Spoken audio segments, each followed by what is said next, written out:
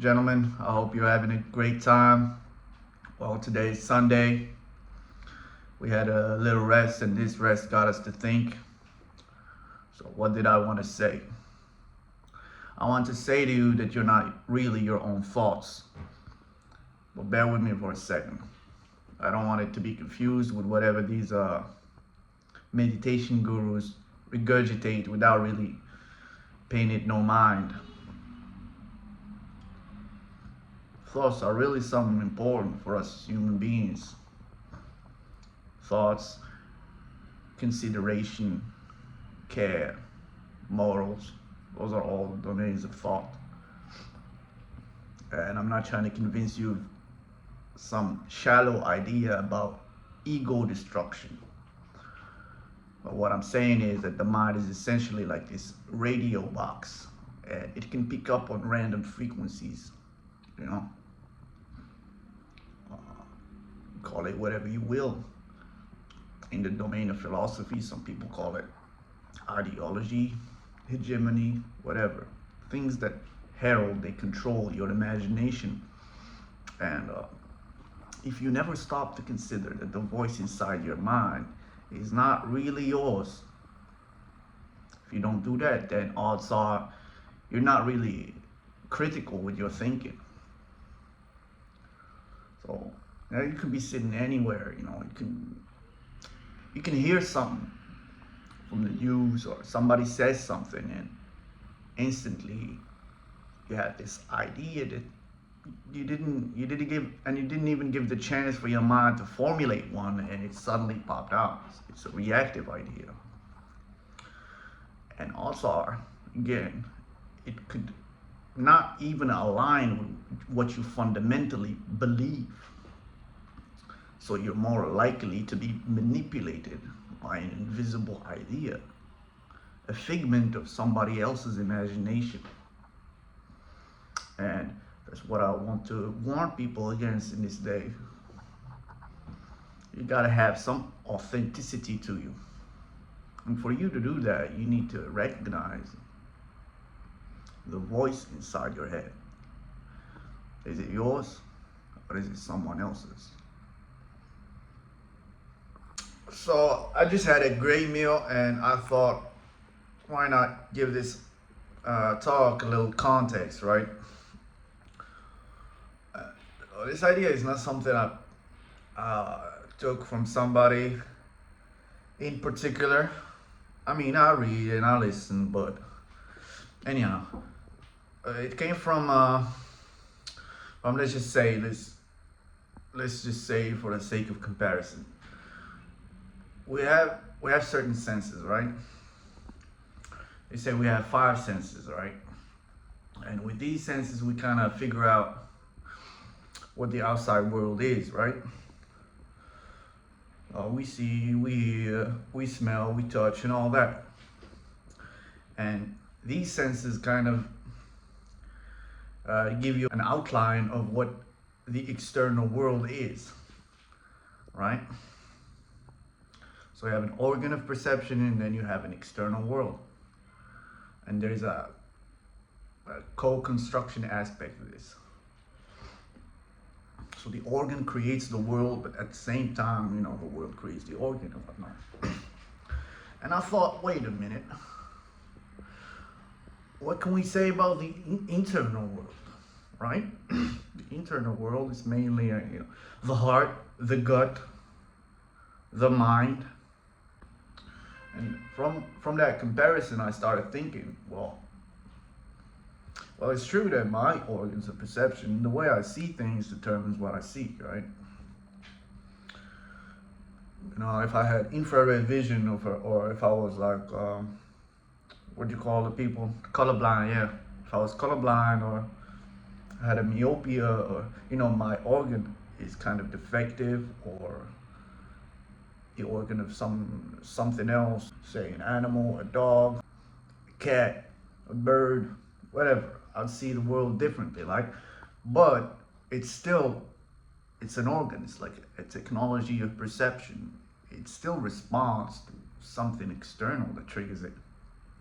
Movement, motion, vibration, oscillation, whatever the fuck you want to call that, that exists out there. So it's only natural if that was the external world, that the internal world would operate with the same principles. So if I had a feeling,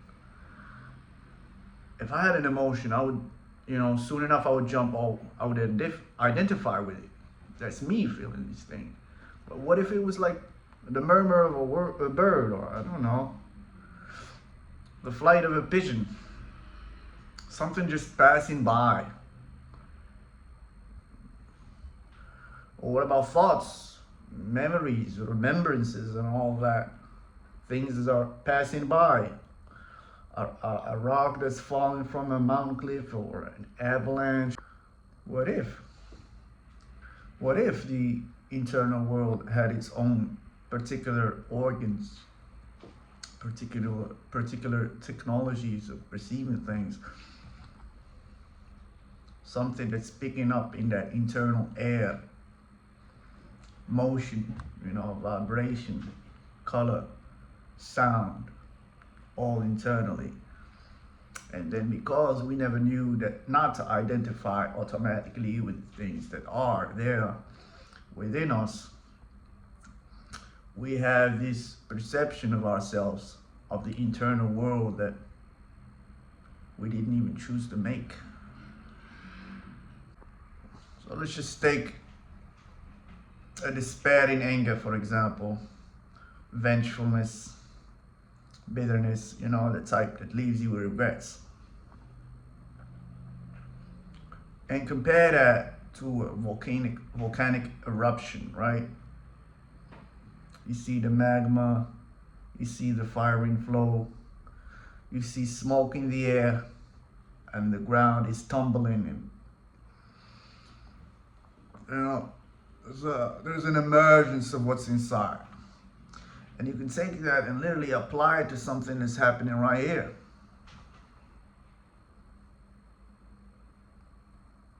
The emotion that you feel, the fact that you really feel justified to hate somebody's guts. If you take it from that perspective, maybe there's a volcano inside as well, And it could not be you, just be something that's happening, inside your own little world. And you don't really have to act on it. You can just look at it the same way you would look at the real live volcano. You will choose to run away from it, right? If it's happening right next to you, you would want to get the fuck out of there. But when it comes to anger, you don't feel the same way. You wanna swim in that shit. You wanna burn up in that shit, and you wouldn't do that in real life, you wouldn't do that in the external world, because you know that the consequence is your death. But you do that for your internal world. You allow that to happen to your internal life. You allow that small death whenever you jump into that volcano, So yeah, that's basically where that idea of not being your thoughts came from. But more so when it comes to the world of thoughts, you have people talking, right? So it has to do with education, it has to do with upbringing, it has to do with culture. It's not entirely personal or intimate, right? And from that perspective, I would say, well, you can get caught up in these ideological mazes.